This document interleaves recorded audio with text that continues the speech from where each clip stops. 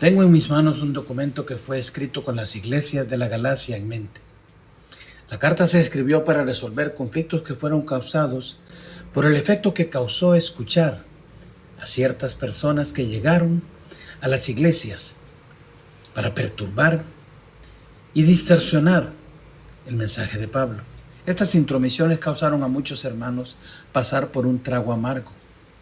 Hoy aprenderemos lo que sucede cuando escuchamos otras voces que terminan alejándonos del verdadero evangelio y nos sumergen en un esfuerzo inútil por agradar a Dios a través del cumplimiento de la ley. Esas voces todavía se escuchan hoy en nuestras iglesias, en este tiempo, en nuestras reuniones. ¿De dónde vienen estas voces? Bien, pueden ser hermanos que por ignorancia nos dirigen al error, por malintencionados predicadores que usan astutamente las artimañas del error. Gálatas fue escrita por Pablo con una profunda pasión y con algo de frustración. La escribió 20 años después de la resurrección, poco tiempo después del Concilio de Jerusalén. Durante esta reunión en Jerusalén, Pablo resolvió el problema y aclaró la confusión que causaron unos judíos que se hicieron presentes en una celebración de la iglesia en Antioquía, que era la primera experiencia de una iglesia gentil de la historia. Durante el concilio, Pablo explicó cuán falsos eran los argumentos contra su trabajo y los comentarios de estos cristianos judíos que criticaban su ministerio. Ellos creían que tener a Cristo estaba bien, siempre y cuando se practicara juntamente la ley de Moisés y los rituales, en especial el ritual de la circuncisión. Ahora que hemos leído suficientes veces esta carta de 6 capítulos, nos adentraremos en las palabras de Pablo. Años antes de escribir esta carta, Pablo fue buscado por Bernabé para ayudarle en esta nueva iglesia. Esta es una obra diferente y la expresión de esta iglesia nunca ha sido vista antes. La iglesia había nacido en Antioquía de Siria. Allí había un número considerable de aquellos cristianos judíos que fueron dispersados de Judea. No perdamos de vista que esta es la primera iglesia con una mezcla de judíos y gentiles que habían encontrado la manera de alabar juntos a Jesucristo y de compartir las experiencias de sus vidas. Antes de esto, la iglesia era solo judía, una iglesia cristiana gentil que crecía más rápido que las congregaciones de Judea y Samaria. Era realmente una gran noticia. Una iglesia con mayoría gentil. Lucas cuenta en sus Hechos de los Apóstoles que hubo en Antioquía una reunión de oración y que el Espíritu Santo apartó a Bernabé y a Pablo para una nueva misión: levantar muchas iglesias más entre los gentiles. Oraron por ellos y los despidieron. Así comenzó la expresión de iglesias gentiles.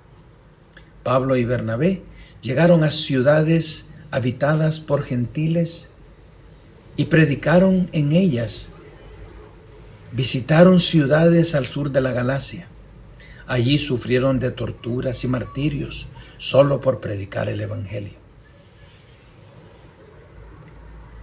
Se levantaron iglesias en Iconio, Derbe, Listra y Antioquía de Pisidia. 4 iglesias en un poco más de 12 meses. Los 2 apóstoles entonces decidieron regresar a su iglesia madre. Sintieron que ya era tiempo de volver a Antioquía de Siria para contar a los hermanos todo lo que Dios había hecho con ellos y a través de ellos. Dejaron a los nuevos hermanos en manos del Espíritu Santo. ¿Qué les parece? En todos estos años, Ninguno de los apóstoles originales de Jesucristo ha visitado esta iglesia tan peculiar, tan especial. Llegando casi al año 20 de la existencia de la iglesia, Pedro decide hacer el viaje. Y lo que vio le trajo a la memoria la experiencia con el centurión romano Cornelio. Dios había abierto una puerta para los gentiles y nada podría cerrarla. Pedro convivió y comió junto a los hermanos gentiles.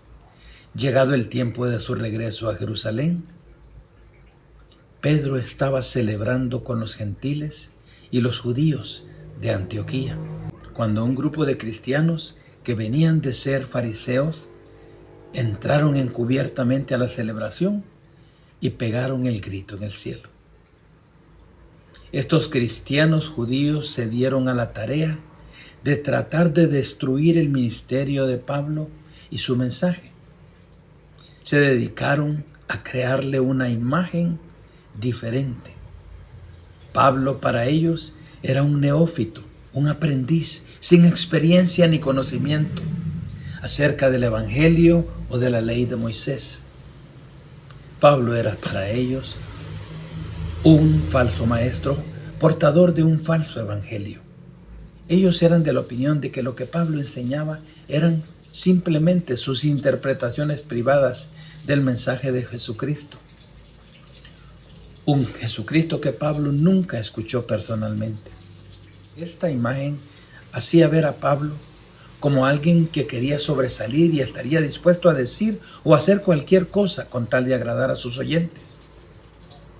Estos hombres llegaron a las regiones de Asia Menor, al sur de la Galacia, y allí enseñaron a estos recién convertidos, 3 años máximo, que el verdadero mensaje incluía que los gentiles debían judaizar primero y luego seguir las enseñanzas de Jesús. Los galacios, confundidos e impresionados por la retórica de aquellos falsos hermanos que entraron encubiertamente, escucharon atentamente el nuevo mensaje y se alejaron de Pablo, aceptando ahora una versión mezclada del Evangelio, la versión de los cristianos judaizantes.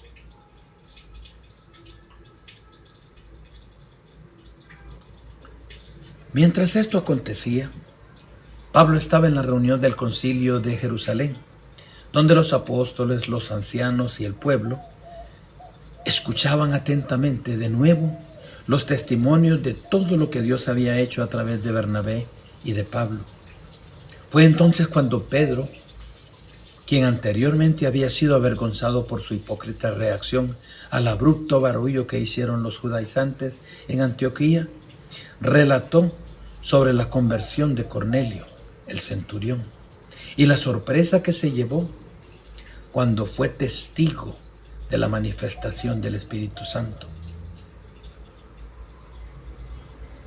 Sí, ellos habían recibido el Espíritu Santo de forma tan impresionante como lo había sido en Pentecostés. Tras enviar una carta de disculpas a las iglesias gentiles por la intromisión de los judíos, reconociendo que ellos actuaron por cuenta propia, regresaron Pablo, Bernabé y Tito a Antioquía, mientras se preparaban para iniciar su segundo viaje misionero. Pablo supo de la verdadera acción destructora de los judaizantes en este momento. Su actuar había sido más fuerte y ofensivo de lo que Pablo imaginaba. Luego de indagar lo sucedido, Pablo se da cuenta de que sus tiernos discípulos han sido arrastrados por un engañoso mensaje y que ellos han decidido aceptar, olvidando las palabras anteriores de la presentación del Evangelio realizada por Pablo. Aquí es, mis queridos hermanos, donde Pablo decide escribir lo que hoy conocemos como la carta a los Gálatas. Pablo fue expuesto como un falso maestro que enseñaba un falso evangelio, como alguien que había aprendido este mensaje quién sabe dónde y que buscaba ganar algo con esto, como alguien que nunca estuvo en Jerusalén o Judea, que nunca fue miembro de ninguna iglesia de expresión judía, como alguien que ahora viene a decir que las cosas son así como él dice, como un hombre que para agradar a sus oyentes les había fabricado un mensaje incompleto y falso, y como alguien que había irrespetado la autoridad de Pedro, una de las 3 columnas de la iglesia, avergonzándolo en presencia de los gentiles. Ahora veremos esta carta capítulo por capítulo. Me refiero a la carta que muchos ya han leído estas semanas anteriores. ¿Estamos listos, hermanos? Comencemos.